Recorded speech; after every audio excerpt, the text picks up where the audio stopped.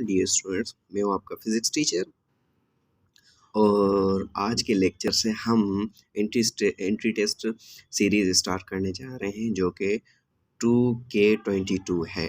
ठीक है, और हम स्टार्ट कर रहे हैं फर्स्ट ईयर से और इस फर्स्ट लेक्चर के अंदर आप पहला चैप्टर इंट्रोडक्शन ऑफ फिज़िक्स पढ़ेंगे। तो लेक्चर हम स्टार्ट करते हैं फिज़िक्स के इंट्रोडक्शन से। ठीक है, जिसके अंदर फिज़िक्स जो मतलब किसी ग्रीक फिजिको से ड्राइव है, जिसका मतलब होता है नेचुरल। ठीक है, अगर हम इनको डिफाइन करना चाहें कि स्टडी ऑफ नेचुरल फिनोमिना, तो ये भी सही है, ये भी गलत नहीं है। ठीक है, लेकिन नेचर के अंदर हमारे पास बहुत सी चीज़ें आती हैं।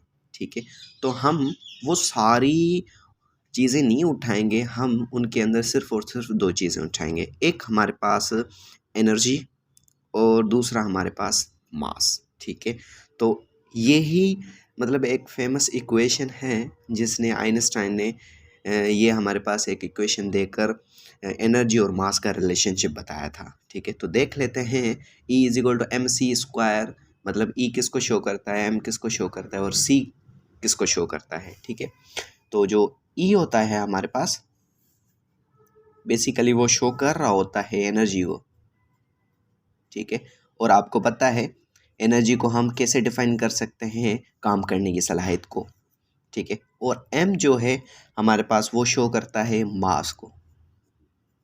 ठीक है, और आपको पता है जिस ऑब्जेक्ट के अंदर मास होगा तो उसे हम कहते हैं हाँ इनके अंदर मैटर है, या हम उन्हें मैटर कहते हैं। ठीक है, और C जो है हमारे पास वो किसको शो कर रहा होता है, बेसिकली वो किसी कांस्टेंट को शो कर रहा होता है। ठीक है, लेकिन हम यहाँ पर कौन सी चीज़ कांस्टेंट उठा रहे हैं, हम यहाँ पर स्पीड ऑफ लाइट कांस्टेंट उठा रहे हैं, स्पीड ऑफ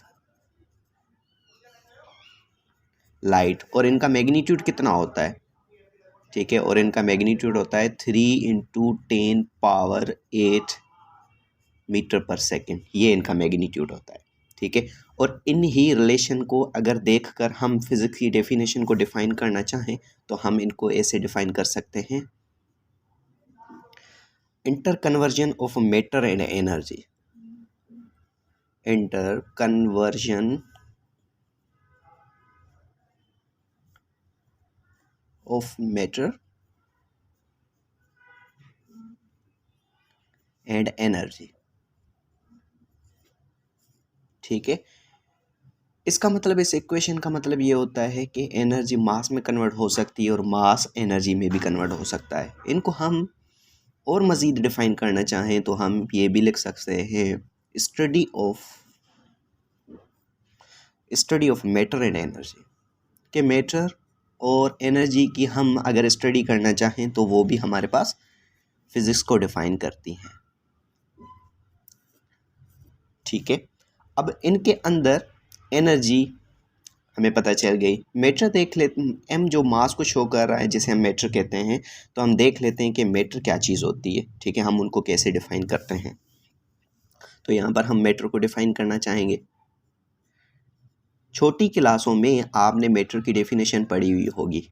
ठीक है, कहते हैं कि वो ऐसी चीज़ जिसका कोई मास हो और वो वॉल्यूम भी ऑक्यूपाई करे, उसे हम मैटर कहते हैं। ये शायद साइंस में ही आपने 6th क्लास से ही पढ़ा होगा। ठीक है, तो हम देख लेते हैं कि मैटर वो चीज़ होता है जिसका कोई ना कोई वॉल्यूम होता है। ठीक है, जिसका वॉल्यूम होगा तो वो क्या करेंगे, स्पेस भी ऑक्यूपाई करेंगे, ऑक्यूपाई स्पेस। ठीक है, और इनका कोई ना कोई मास भी होता है। ठीक है, उसके बाद में एक क्वेश्चन है हमारे पास कि ये जो मैटर होता है वो किन चीज़ से कंपोज्ड होता है। ठीक है, तो मैटर हमारे पास किन चीज़ से कंपोज्ड होता है, मैटर हमारे पास कंपोज्ड होता है एटम से और मॉलिक्यूल से। तो आपको पता है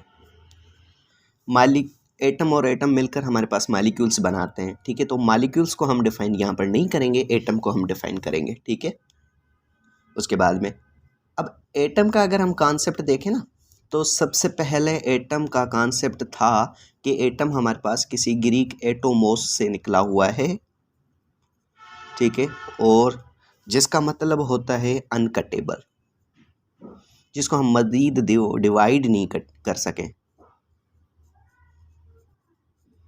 ठीक है, इनडिवाइडेबल,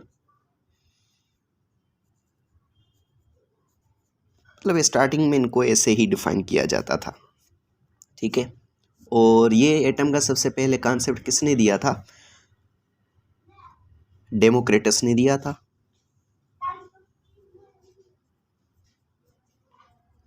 ठीक है, 300 BC में, ठीक है। तब तक तो ये कॉन्सेप्ट बिल्कुल सही था, ठीक है, लेकिन आज हम 2K22 में रह रहे हैं। आपको पता है साइंस में हर दिन नई डिस्कवरीज होती रहती हैं, ठीक है। तो अब के दौर में, मतलब अब जो हम यहाँ पर रह रहे हैं 2K22, तो इस ईयर में हम एटम को कैसे डिफाइन कर सकते हैं, ठीक है। इस ईयर में हम देख लेते हैं एटम को कैसे डिफाइन कर सकते हैं। इस ईयर में हम कहते हैं कि एटम नॉट स्मॉलेस्ट पार्टिकल, ठीक है। तो ये छोटा जरड़ा नहीं होता, एटम छोटे से छोटा जरड़ा नहीं होता, बल्कि स्मॉल होता है, बल्कि स्मॉल होता है, या तो हम उसे कह सकते हैं टिन्नी होता है,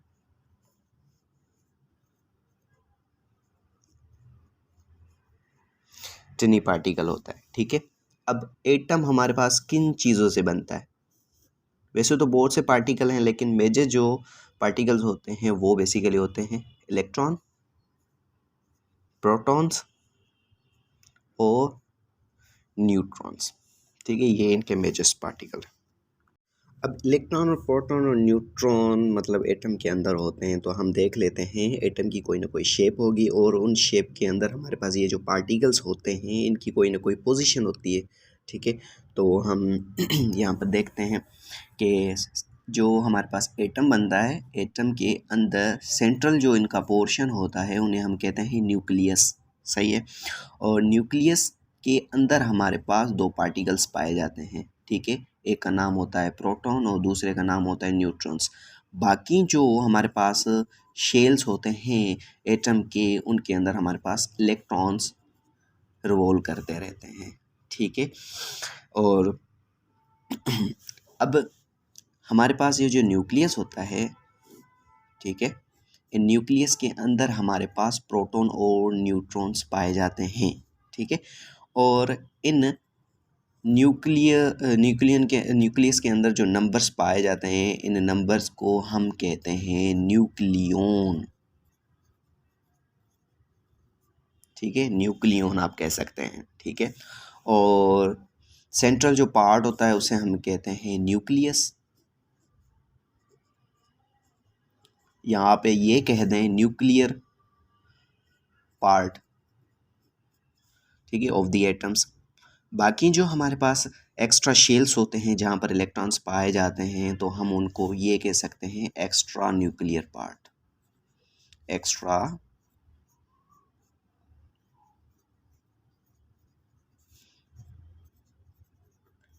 न्यूक्लियर पार्ट्स, सही है, ठीक है। उसके बाद में हमारे पास एक एमसीक्यूज़ है, ठीक है, वो हम यहाँ पर डिस्कस करने की कोशिश करते हैं, ठीक है। एमसीक्यूज़ क्या है हमारे पास?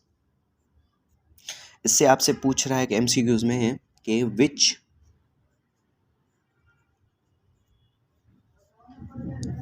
Of the following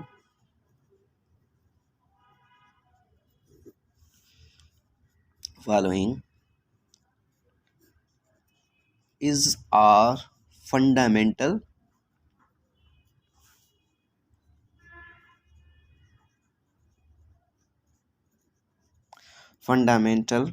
particle.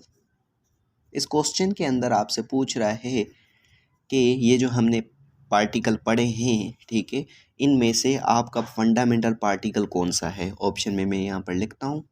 A option के अंदर आपका है इलेक्ट्रॉन, बी ऑप्शन है आपका, उसके अंदर है प्रोटॉन, ठीक है।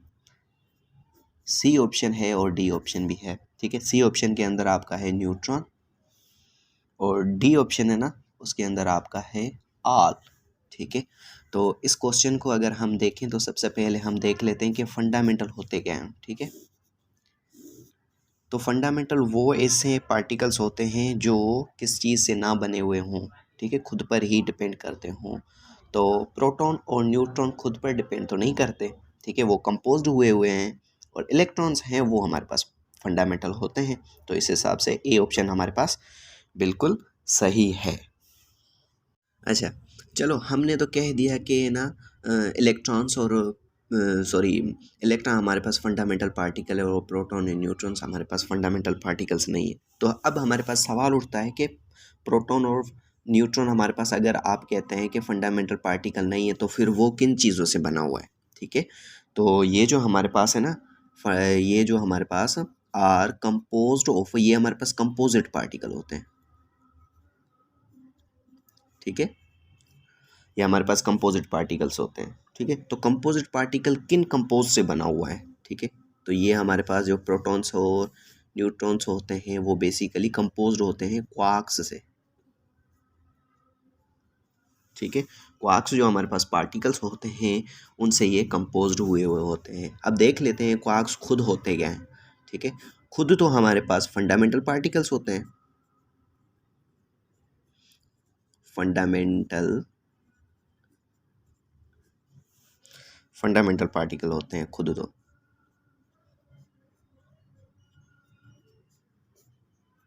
ठीक है। और ये जो क्वार्क्स पार्टिकल्स होते हैं ना हमारे पास, वो 6 किस्म के इनके अंदर फ्लेवर्स पाए जाते हैं। अब देख लेते हैं वो कौन से फ्लेवर्स होते हैं, ठीक है। तो एक हमारे पास फ्लेवर होता है अप,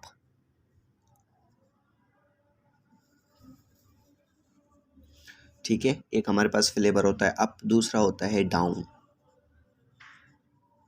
ठीक है। तीसरा हमारे पास होता है टॉप, चौथा होता है हमारे पास बॉटम, ठीक है।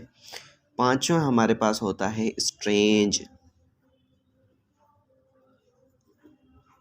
ठीक है। और छठा होता है हमारे पास चार्म। और इन पार्टिकल्स पे हमारे पास कोई ना कोई चार्ज होती है। जो ऊपर वाले हैं ना हमारे पास अप, टॉप और स्ट्रेंज, इन पर हमारे पास चार्ज होती है प्लस के 2/3, ठीक है। और नीचे वाले जो है ना हमारे पास डाउन, बॉटम और चार्म, इन पर हमारे पास चार्ज होती है -1/3, ठीक है। तो आप इनको चार्ज भी कह सकते हैं, ठीक है। उसके बाद में अब हमारे पास एक सवाल उठता है कि अगर हम देखें तो फंडामेंटल हमारे पास जो पार्टिकल्स होते हैं टोटल,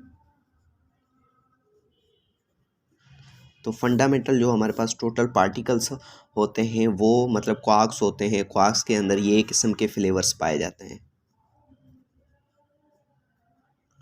ठीक है। कितने किस्म के फ्लेवर्स हमारे पास पाए जाते हैं? 6 किस्म के, ठीक है। तो आप इनको मेंबर्स भी कह सकते हैं। 6 किस्म के मेंबर्स मतलब इनके अंदर पाए जाते हैं, ठीक है। और उसके बाद में चलें मतलब आप कहते हैं कि क्वार्क्स के अंदर हमारे पास इलेक्ट्रॉन और सॉरी प्रोटॉन्स और न्यूट्रॉन्स होते हैं, उनके अंदर मतलब ये 6 किस्म के जो मेंबर्स हैं मतलब फ्लेवर्स हैं वो पाए जाते हैं। तो हमारे पास जो इलेक्ट्रॉन्स होता है फिर वो किन फैमिली से बिलोंग करता है, मतलब उनके अंदर कौन से, मतलब कहने का मकसद है वो भी मतलब किसी तो फैमिली से बिलोंग करते हो ना, तो वो हमारे पास होते हैं लेप्टॉन फैमिली से,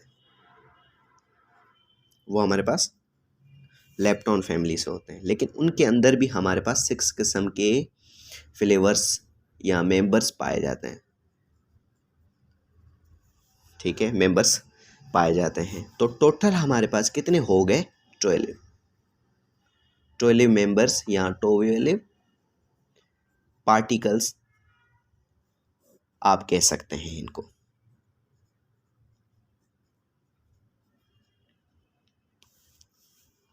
कुछ एमसीक्यूज है हमारे पास, मतलब इन्हीं पार्टिकल से ही रिलेटेड कुछ एमसीक्यूज हैं, उनको हम यहाँ पर करने की कोशिश करते हैं। तो एमसीक्यूज है इसमें कह रहा है कि neutron is a dash particle. Option में हमारे पास है चार्जलेस, न्यूट्रल, मासलेस या फंडामेंटल।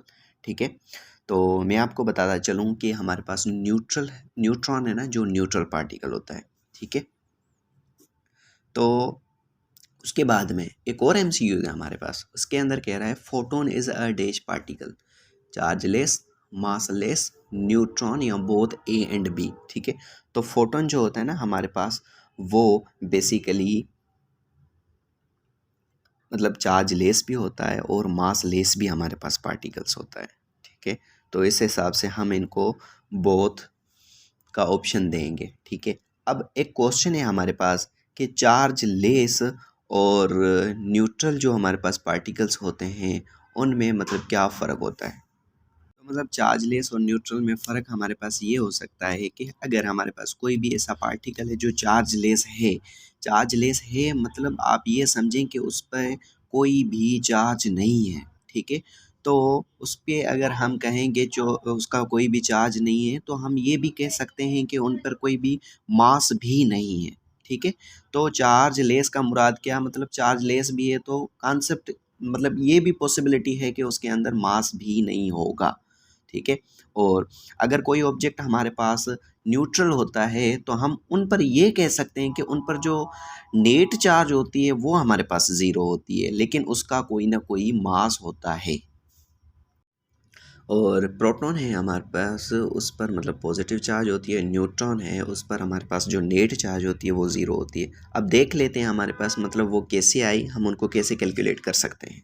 तो यहाँ पर हम देखने कोशिश करते हैं कि वो मतलब हमें कैसे पता चले कि इन पर पॉजिटिव और उन पर नेट चार्ज ज़ीरो। तो प्रोटॉन्स जो होते हैं ना हमारे पास, वो दो अप और एक डाउन फ्लेवर्स से बना हुआ होता है। मतलब पीछे हमने देखा था कि अप पर कौन सी चार्ज होती है, तो अप पर हमारे पास +2/3 होता है। तो यहाँ पर दो अप हैं तो यहाँ पर हमारे पास प्लस के 2/3। बाकी डाउन पर हमारे पास चार्ज होती है -1/3। ठीक है, तो हम यहाँ पर एलसीएम लेंगे इनकी, तो तीनों में 3 कॉमन है तो यहाँ पर हम 3 एक कॉमन रखेंगे, बाकी ऊपर एज इट इज़ यहाँ पर रखेंगे +2 -1। ठीक है, तो ये हमारे पास +2 +2 +4 हो जाएंगे और -1/3 है। ठीक है, तो 4 में से हमारे पास -1 चला जाएगा, बाकी बचेंगे हमारे पास 3 और 3/3। तो ये हमारे पास एक दूसरे से कैंसल आउट हो जाते हैं। तो ये +4 थे तो हमारे पास यहाँ पर +1 बचता है। ठीक है, तो हम इजीली कह सकते हैं कि ये जो हमारे पास प्रोटॉन है ना, उस पर जो चार्ज होती है वो +1 होती है, इसलिए हमारे पास यहाँ पर कहा जाता है कि प्रोटॉन है उस पर प्लस चार्ज होती है। ठीक है, अब न्यूट्रॉन देख लेते हैं, उन पर नेट चार्ज हमारे पास ज़ीरो कैसे होती है। तो न्यूट्रॉन जो होता है ना हमारे पास, वो एक अप और दो डाउन क्वार्क्स जो होते हैं फ्लेवर्स उनसे बना हुआ होता है। ठीक है, तो अप है हमारे पास, उन पर जो चार्ज होती है वो हमारे पास होती है +2/3। ठीक है, और जो डाउन होता है हमारे पास उस पर चार्ज होती है -1/3 और यहाँ पर भी -1/3। तो इस हिसाब से अगर हम इनकी एलसीएम लेना चाहें तो 3 कॉमन, बाकी ऊपर आप +2 रखें, -1 और ये -1। ठीक है, तो ये +2 और -1 तो -2 हो जाएंगे हमारे पास। ठीक है, और उनको हम डिवाइड कर लेंगे 3 से, तो ये +2 हैं और ये -2 हैं, एक दूसरे से कैंसल आउट हो जाते हैं तो ज़ीरो बचेगा। और ज़ीरो अगर किसी वैल्यू से मतलब डिवाइड करता है तो हमारे पास ज़ीरो ही आंसर आता है। ठीक है, तो हम ये कहते हैं कि न्यूट्रॉन जो होता है ना हमारे पास, उस पर जो नेट जो चार्ज होती है वो बेसिकली ज़ीरो होती है। तो इसलिए लिखा जाता है कि neutron have net charge like that.